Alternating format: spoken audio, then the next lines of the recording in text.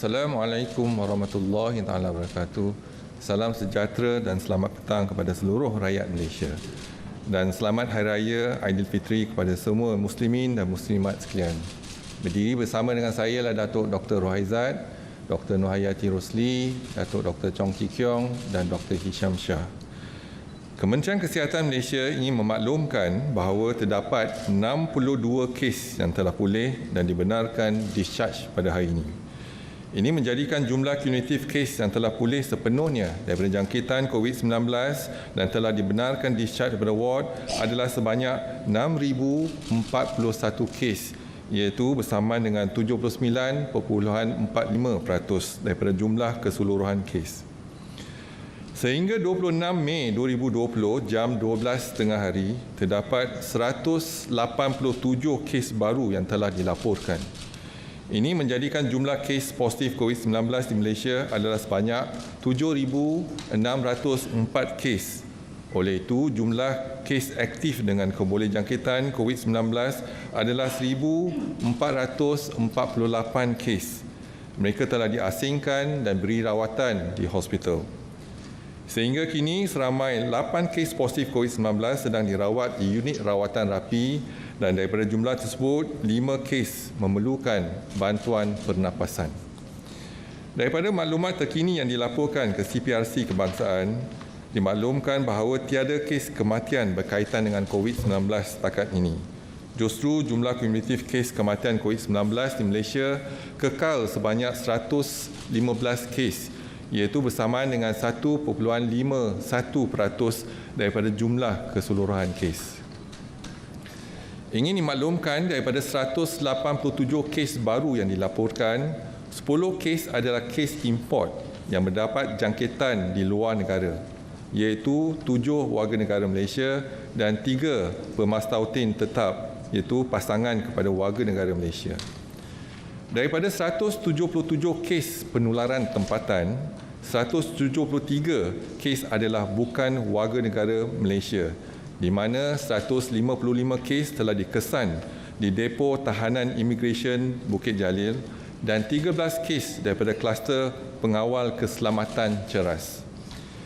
Kes penularan tempatan di kalangan warga negara Malaysia adalah 4 kes sahaja. Kementerian Kesihatan ingin memaklumkan bahawa status terkini ketiga-tiga kluster depo tahanan imigresen di Sepang, Bukit Jalil dan juga Semenyih, iaitu seperti berikut. Yang pertama, depo tahanan Bukit Jalil, jumlah sampel yang diambil ialah 1,543 sampel, iaitu 1,420 ialah orang kena tahan dan 123 ialah melibatkan kaki tangan. Jumlah kes yang positif setakat ini ialah 281 dan jumlah kes negatif ialah 1,082 kes dan 180 masih menunggu keputusan. Dan kluster depo tahanan Bukit Jalil melibatkan 281 kes yang positif adalah melibatkan semua bukan warga negara. Depo tahanan imigresen Semenyih, iaitu jumlah sampel yang diambil adalah 1,758 dan 1,630 melibatkan orang kena tahan dan juga 128 adalah kaki tangan. Jumlah kes positif adalah 66 melibatkan satu kaki tangan imigresen. Dan juga jumlah kes negatif ialah 1,355 dan 337 masih menunggu keputusan. Yang setakat ini untuk depo tahanan Semenyih melibatkan 65 bukan warga negara dan seorang kaki tangan. Yang ketiga ialah depo tahanan imigresen Sepang. Jumlah sampel yang ambil setakat ini ialah 1,450 dan 1,348 melibatkan orang kena tahan dan 102 adalah kaki tangan. Jumlah kes positif adalah 36, jumlah kes negatif adalah 1,405 dan 9 masih menunggu keputusan. Dan kesemua 36 kes yang positif adalah melibatkan bukan warga negara. Sehingga 28 Mei 2020 jam 12 tengah hari, Kementerian Kesihatan telah mengesan sebanyak 3 buah kluster yang melibatkan tapak pembinaan. Setakat ini 88 kes positif COVID-19 telah dikesan daripada semua tapak pembinaan tersebut. Iaitu yang pertama, kluster tapak pembinaan Kuala Lumpur, di mana daripada jumlah 488 sampel yang telah diambil, 31 kes positif COVID-19 dikesan yang merangkumi 29 warga Bangladesh dan 2 warga Indonesia dan 457 kes negatif COVID-19. Untuk kluster kedua iaitu kluster tapak pembinaan setia alam, di mana daripada jumlah 91 sampel yang telah diambil, 13 kes positif COVID-19 dikesan yang terdiri daripada semua warga Bangladesh dan 78 kes negatif COVID-19. Dan kluster tapak pembinaan Kuala Lumpur 2, di mana daripada jumlah 350 sampel yang telah diambil, 44 kes positif COVID-19 dikesan yang merangkumi 34 warga Bangladesh, 9 warga Indonesia dan 1 warga Malaysia, iaitu dikesan pada 25 Mei 2020, manakala 306 kes negatif COVID-19. Ingin dimaklumkan bahawa kluster-kluster ini dikenal pasti susulan arahan saringan pekerja asing bagi industri pembinaan, terutamanya di zon merah di Selangor dan wilayah Persekutuan Kuala Lumpur. Ini adalah seperti mana yang telah ditetapkan oleh Majlis Keselamatan Negara dan setakat 26 Mei 2020, seramai 27,383 pekerja di tapak binaan telah disaring COVID-19 oleh majikan masing-masing. Jabatan Kesihatan Wilayah Persekutuan Kuala Lumpur dan Putrajaya juga telah mengenakan perintah tutup tapak pembinaan dan rumah kongsi yang terlibat dengan kluster tapak pembinaan Kuala Lumpur 2. Proses pembersihan dan nyakuman di tapak pembinaan serta rumah kongsi berikut sudah pun dilaksanakan. Terima kasih diucapkan kepada pihak Lembaga Pembangunan Industri Pembinaan Malaysia iaitu CIDB yang giat menjalankan pemeriksaan tapak-tapak pembinaan bagi memastikan prosedur standard operasi iaitu SOP dipatuhi sepanjang tempoh Perintah Kawalan Pergerakan Bersyarat. Sehubungan penularan kes positif COVID-19 di tapak binaan, Kementerian Kesihatan Malaysia mendapati bahawa antara punca utama penularan kes COVID-19 di kalangan pekerja bukan warga negara bagi kluster-kluster tapak pembinaan adalah seperti berikut. Yang pertama, penginapan yang sesak dan mempunyai ruang yang sempit mengakibatkan tiada amalan penjarakan sosial antara satu sama lain di tempat penginapan. Yang kedua, amalan tahap kebersihan diri dan persekitaran yang kurang memuaskan, terutamanya di rumah kongsi.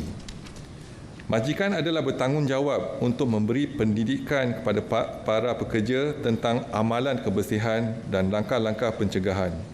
Majikan juga harus memastikan amalan-amalan ini bukan sahaja dilaksanakan di tempat kerja, malahan adalah penting langkah-langkah pencegahan turut diamalkan di tempat penginapan mereka. Tindakan ini dapat mengurangkan risiko penularan jangkitan COVID-19 dari tempat penginapan ke tempat kerja atau sebaliknya. Para majikan dikehendaki memastikan langkah-langkah berikut adalah dilaksanakan di tempat kerja. Yang pertama, menyediakan tempat cuci tangan atau hand sanitizer. Yang kedua, amalan jarak sosial selamat, iaitu sekurang-kurangnya 1 meter termasuk di ruang kerja dan ruang makan, iaitu mengelakkan pekerja berkumpul di ruang yang sempit, iaitu confined space, elakkan terlalu ramai pekerja bersama pada satu masa, iaitu crowded place, amalkan jarak 1 meter semasa bertutur, iaitu close conversation. Kerap melaksanakan proses nyah kuman dan nyah cemar, terutamanya di ruang guna sama.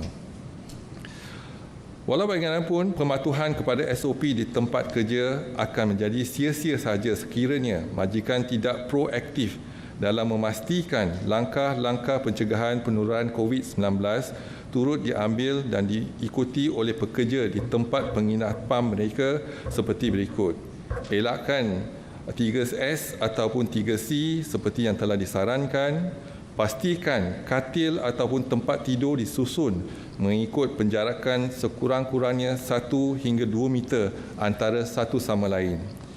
Yang ketiga, elakkan penyediaan makanan secara berkumpulan ataupun beramai-ramai. Yang keempat, elakkan makan beramai-ramai di ruang makan. Dan yang kelima, pastikan tempat tonton TV atau ruang rehat tidak sesak pada masa yang sama. Dan yang terakhirlah, pastikan kebersihan tempat penginapan termasuk tandas dan persekitarannya dijaga dengan kerap, menjalankan sanitasi dan pembersihan tempat penginapan masing-masing. Penyelesaian masalah penginapan pekerja asing ini memerlukan pendekatan yang menyeluruh secara bersepadu daripada semua pihak. Arahan Majlis Keselamatan Negara agar saringan COVID-19 dijalankan di kalangan warga pekerja asing industri pembinaan di Selangor dan wilayah persekutuan adalah satu langkah berjaga-jaga yang memberi status kesihatan pekerja pada masa itu sahaja sebelum mereka dibenarkan bekerja semula. Namun yang lebih utama adalah amalan langkah-langkah pencegahan penularan jangkitan COVID-19. Mencegah penyakit sememangnya lebih baik daripada merawat penyakit. Kementerian Kesihatan Malaysia menyeru rakyat Malaysia agar terus mempraktikkan norma dan kelaziman baru dalam kehidupan seharian. Patuhilah segala nasihat dan saranan Kementerian Kesihatan Malaysia, antaranya iaitu elakkan 3S atau 3C dan amalkan 3W. Orang ramai dinasihatkan untuk sentiasa ingat kepada SOP, iaitu syarat-syarat seperti yang ditetapkan di bawah PKPB. Orang yang berisiko tinggi seperti kanak-kanak, bayi, warga emas dan orang kurang upaya perlu dilindungi. Manakala individu tidak sihat dan bergejala dikehendaki segera menjalani pemeriksaan kesihatan. Amalkan penjarakan sosial pada setiap masa, iaitu sekurang-kurangnya 1 meter. Kementerian Kesihatan akan terus memantau perkembangan kejadian jangkitan di dalam negara dan juga luar negara melalui maklumat yang diperolehi daripada pihak Pertubuhan Kesihatan Sedunia. Orang ramai akan sentiasa dimaklumkan sebarang perkembangan terkini dan kementerian akan memastikan langkah pencegahan dan kawalan yang sewajarnya adalah dilaksanakan secara berterusan. Seterusnya, laporan rumusan kes kluster COVID-19 untuk kluster perhimpunan di Masjid Sri Petaling. Setakat ini, bilangan sampel yang telah diambil dan diuji ialah 41,207 sampel. Bilangan kes yang positif adalah 3,369 dan kes yang masih aktif adalah 299, melibatkan 33 kes kematian. Dan pada hari ini tiada pertambahan kes dan kluster ini telah melibatkan 5 generasi. Seterusnya dimaklumkan saringan COVID-19 di 378 sekolah tahfiz dan madrasah sehingga 26 Mei 2020. Jumlah pelajar, guru dan kaki tangan yang telah dikenal pasti ialah 20,594. Jumlah sampel yang diambil dan diuji ialah 15,059 bersamaan dengan 73.1%. Jumlah kes yang positif ialah 684 kes, iaitu bersamaan dengan 4.5%. Mereka yang bergejala adalah 96 kes, iaitu bersamaan dengan 14%. Mereka yang positif dan tidak bergejala adalah 588 kes, iaitu bersamaan dengan 86%. Seterusnya dimaklumkan saringan COVID-19 di 390 pasar sehingga 26 Mei 2020. Jumlah peniaga, pekerja dan lain-lain yang dikenal pasti ialah 41,435. Jumlah sampel yang diambil dan diuji ialah 32,075, iaitu bersamaan dengan 77.4%. Jumlah kes positif ialah 271 kes, iaitu 0.8%. Dan mereka yang bergejala adalah 37, iaitu 13.6%. Mereka yang positif dan tidak bergejala ialah 234 kes, iaitu bersamaan dengan 86.4%. Dimaklumkan saringan COVID-19 di 295 pusat jagaan warga emas sehingga 26 Mei 2020. Jumlah penghuni, penjaga dan kaki tangan yang telah dikenal pasti ialah 12,680.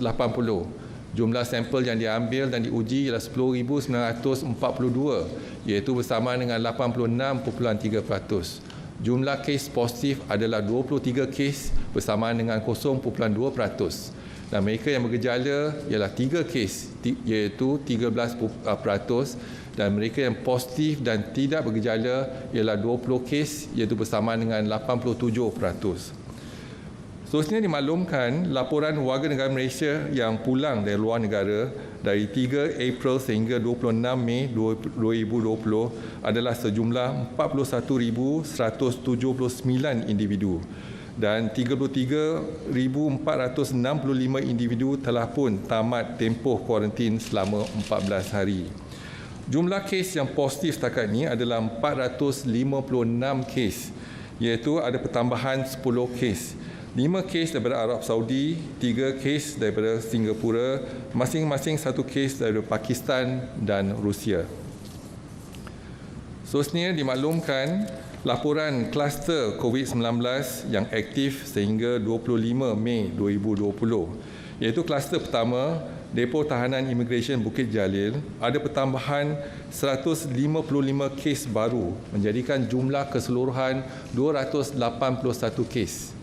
Yang kedua, kluster pengawal keselamatan ceras ada pertambahan 13 kes menjadikan jumlah kes 39. Yang ketiga, kluster Pudu ada pertambahan 2 kes menjadikan jumlah kes 68. Yang keempat, kluster tapak pembinaan Setia Alam ada pertambahan 1 kes menjadikan jumlah kes 13. 30 kluster lain tiada pertambahan setakat ini. Seterusnya dimaklumkan kapasiti harian 45 makmal COVID-19 sehingga 25 Mei 2020.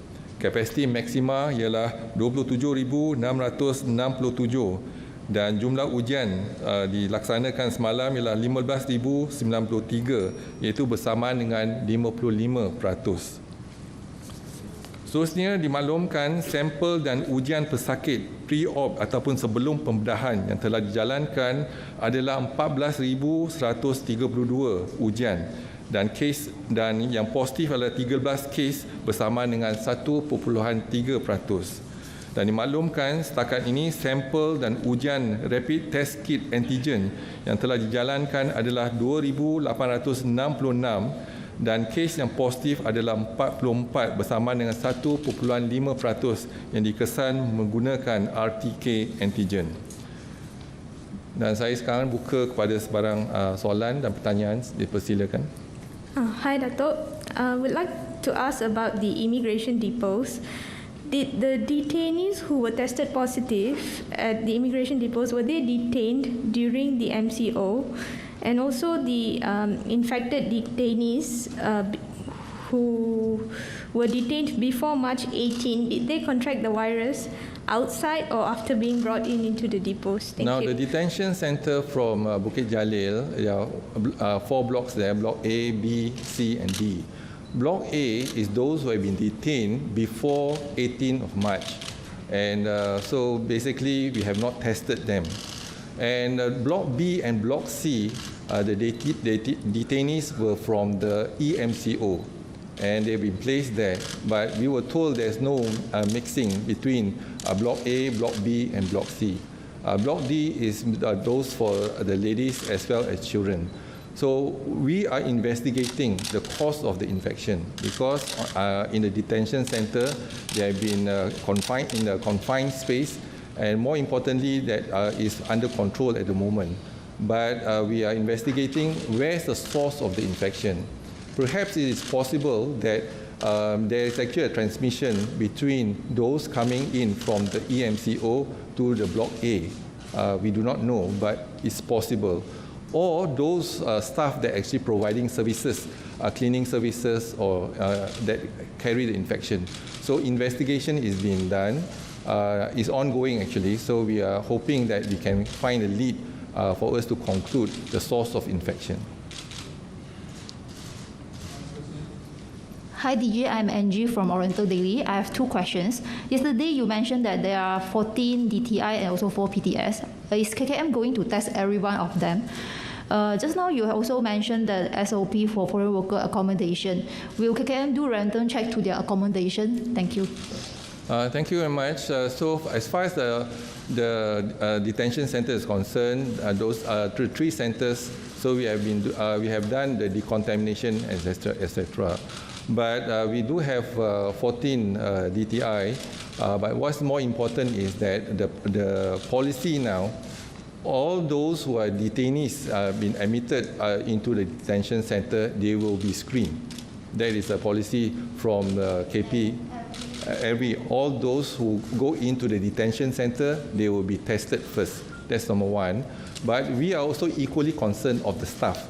So we will provide in the screening for the staff that is involved in terms of managing the detention center. So we identified this detention depot tahanan immigration as a high-risk area. So we will do the cleanup. Basically, what we are doing is a EMCO. But we do not need to quarantine them because they are already in a controlled environment. But what we need to do is for everyone, have you seen, especially the 3 areas for the staff as well as for detainees. Only the high-risk area, No, the policy now from the DG of Immigration, all detainees admitted to a detention center will be screened. That's not my policy, that is actually from the DG of Immigration.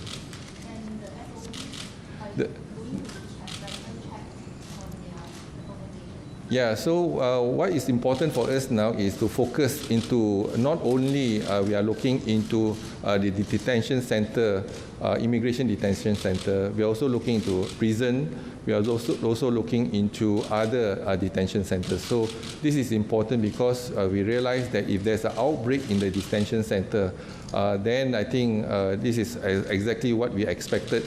You know, in next couple of days, there will be increase of cases. So what we have to do is we screen everyone. Those positive will isolate them in our hospital. Those negative, you have to quarantine them for 14 days. Tada TG, apakah keadaan terkini atlet baling tuku besi selepas rawatan 70 hari di hospital? Sekali lagi. Atlet baling tuku besi, Jackie Wong. Oh, tu besi, okey. Okay. Jadi kita lihat sekarang ni, semalam ada laporan daripada Pertubuhan Kesihatan Sedunia, iaitu apabila kita merawat seseorang yang positif, iaitu kita masukkan mereka ke hospital, iaitu untuk tempoh 2 minggu. Dan ada pesakit kita yang duduk di hospital lebih pada tempoh 2 minggu.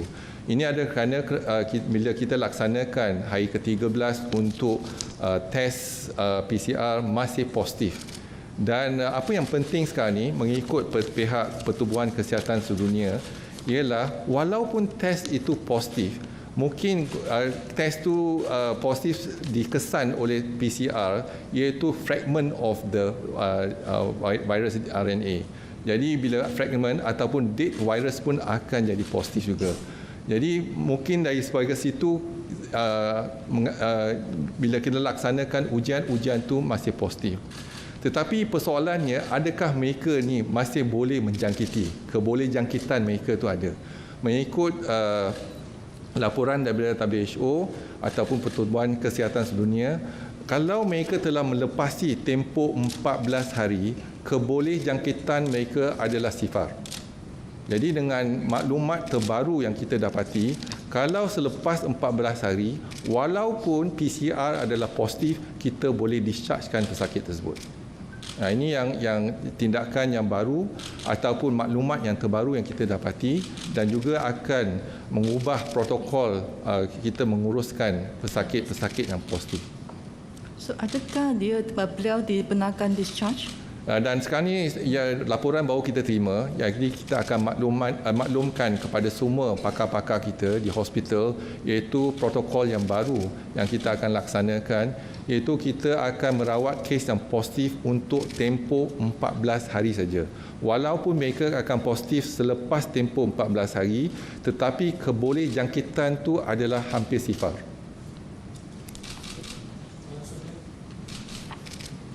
Assalamualaikum Datuk. Soalan pertama saya berhubung dengan kita tahu etika pemakaian face mask pelitup muka. Bagaimana pula dengan etika pembuangan atau pengurusan sisa pelitup muka? Adakah KKM akan mewujudkan atau mengenakan tindakan kepada individu yang membuang merata-rata face mask tersebut? Dan soalan kedua saya berhubung dengan status kaki tangan di DTI Semenyih. Bagaimana status kaki tangan tersebut? Terima kasih. Okey, terima kasih. Jadi apabila kita menggunakan face mask, adalah tanggungjawab kita bersama pastikan kita buang face mask tersebut di tong sampah yang tertutup. Jadi mungkin face mask tersebut kalau kita ada sesama dan sebagainya mungkin ada membawa kuman. Jadi kita kena buang di tempat yang patut. Jangan kita buang cara tak bertanggungjawab. Yang itu yang pertama. Yang kedua, ada satu kes positif iaitu pegawai pentadbir iaitu di depo tahanan imigresen Semenyih. Dan setakat ini kita telah pun asingkan pesakit tersebut di hospital dan kita memberi rawatan kepada beliau. Tetapi apa yang pasti kita juga menjalankan active case detection ialah untuk kontak rapat kepada beliau yang pesakit tersebut iaitu ahli keluarga dan mereka yang berhubung dengan beliau. Jadi kita masih laksanakan acute case detection dan pastikan kontak rapat mereka juga disaring. Assalamualaikum Datuk. WHO sudah menghentikan sementara ujian klinikal untuk hydroxychloroquine itu sebab dikatakan ia mempunyai potensi untuk meningkatkan risiko kematian. So apa perspektif Malaysia dan ada tak KKM melihat satu kajian pesakit jenis pesakit yang macam mana yang selalunya terukly affected dengan ubatan ini? Okey, terima kasih. Ya, semalam pun WHO dah maklumkan dan tadi juga saya terima maklumat daripada Pertubuhan Kesihatan Sedunia mengenai kajian yang kita telah sedang laksanakan iaitu Solidarity Trial. Dalam kajian tersebut ialah salah satu ialah melihat kepada hydroxychloroquine iaitu obat yang telah kita guna lebih pada 40 tahun untuk penyakit malaria. Dan setiap obat ada kesan sampingnya. Jadi kalau kita lihat pada obat hydroxychloroquine, jadi bila kita nak menggunakan obat tu, kita kena pantau kesan samping tersebut. Antara kesan samping yang telah membimbangkan seluruh dunia ialah kalau kita lihat ialah kesan samping pada jantung, iaitu denyut jantung tu akan lebih panjang, iaitu QT interval jantung tu semakin panjang.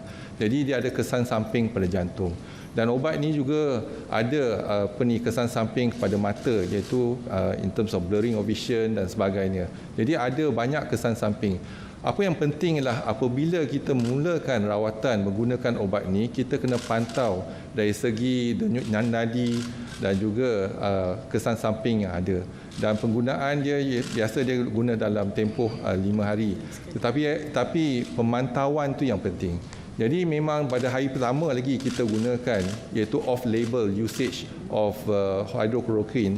Yang obat ni hanya digunakan untuk malaria dan SLE dan sebagainya. Tapi untuk COVID-19 bukan satu daripada indikasi untuk kita guna obat tersebut. Jadi kita guna off-label. Jadi kita dah guna untuk kategori yang pertama dan kedua. Dan pada kita punya pandangan dan juga pengalaman penggunaan obat ni, dia dapat membantutkan iaitu penyakit ni menjadi lebih teruk lagi jadi kategori 4 dan 5. Dan pakar-pakar kita sekarang sedang melihat kepada data-data yang kita ada untuk kita kumpul dan untuk kita jalankan penyidikan sama ada keberkesanan menggunakan obat tersebut. Obat ini adalah obat anti radang iaitu anti-inflamasi. Jadi kalau kita menggunakan pada pesakit kita pada peringkat yang awal, kita dapat mencegah iaitu penyakit itu melarat kepada peringkat yang keempat dan kelima. Itu pandangan daripada pakar-pakar kita. Tetapi ada kesan samping tersebut. Jadi kita kena pantau kesan samping. Kalau contohnya QT interval semakin panjang ataupun dikesan, kita kena berhentikan obat tersebut. Kalau tidak, akan mengakibatkan jantung berhenti dan sebagainya. Itulah kesan samping yang kita kena pantau. So setakat ni masih guna lagi lah ubat tu? Hari ini kita masih guna, tapi berhati-hati cara kita guna. Dan WHO telah pun berhenti seketika, iaitu ditangguhkan dulu, dan mereka ingin melihat pada literature review, iaitu sehingga pertengahan Jun, iaitu melihat pada semua kesan samping obat tersebut. Jadi obat tersebut telah diguna pakai lebih pada 40 tahun. Jadi kena kita lihat apakah kesan samping yang sedia ada dan bagaimana kita dapat elakkan kesan samping dan berapa lama kita perlu menggunakan obat tersebut dan juga dosage ataupun dos yang tinggi ataupun rendah. Jadi mereka tengah melihat kepada saringan dan juga melihat kepada literature review sebelum mereka akan maklum kepada kita pada pertengahan Jun. Betul, selalunya kalau kesan macam pada jantung dan pada mata, blurred vision and whatnot tu, berapa lama selalunya dia akan last selepas penggunaan? Jadi kalau boleh, kalau ada saja pesakit, ada kesan samping, kita terus akan memberhentikan obat tersebut. Jadi kalau tidak, penyakit tu ataupun kesan samping tu akan membahayakan nyawa. Jadi apa yang penting ialah bukan hanya kita ambil ubat, tetapi setiap ubat ada kesan samping. Kita kena pantau kesan samping ubat tersebut. Okey, assalamualaikum Datuk. Soalan terakhir daripada kami.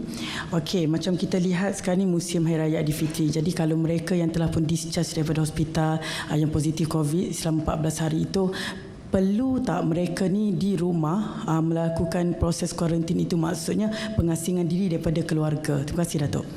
Terima kasih atas soalan tersebut. Jadi kalau kita lihat protokol kita dah berubah sebab ini virus yang baru. Jadi kita tengah belajar juga virus yang baru. Dan dulu sebelum kita discharge pesakit tersebut, hari ke-13 kita akan ambil sampel. Negatif sekali tak cukup. Kita akan buat 2 sampel tempoh lebih pada 24 jam. 2 negatif lebih pada tempoh 24 jam baru kita discharge pesakit. Lepas tu kita telah ubah, hanya perlukan 1 negatif dah cukup kita discharge. Tapi semalam maklumat yang kita terima dari WHO dan juga kajian daripada negara-negara lain menunjukkan kebolehjangkitan dah kurang selepas tempoh 14 hari. Jadi kalau dah kurang, walaupun PCR akan detect, dulu kita kata virus shedding ataupun the virus dah mati, tetapi fragment tu masih dikesan oleh PCR. Jadi bila dikesan oleh PCR, jadi dia positif. Tetapi positif yang lemah. Jadi kalau positif yang lemah, dia tak menjangkiti. Jadi kebolehjangkitan tu kurang ataupun hampir sifar.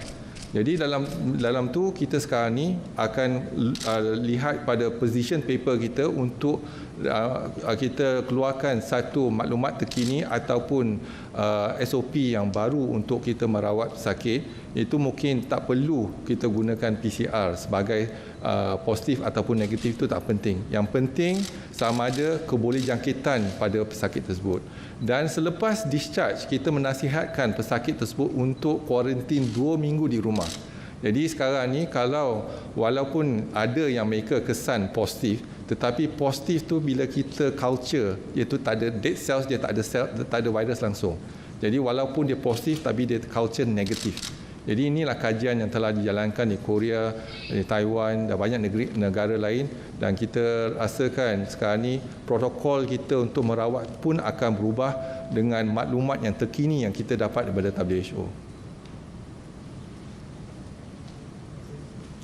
Okey, kalau tak ada lagi soalan, saya sekali lagi ingin ucapkan selamat Hari Raya Aidilfitri, dan kalau boleh rakyat Malaysia patuh kepada SOP Kementerian Kesihatan Malaysia untuk meraihkan Hari Raya. Dan apa yang penting ialah kita kena jaga kita kena jaga keluarga kita dan kita kena jaga masyarakat kita. InsyaAllah dengan cara begitu kita dapat memutuskan rantaian jangkitan COVID-19 di negara kita. InsyaAllah. Sekian, terima kasih.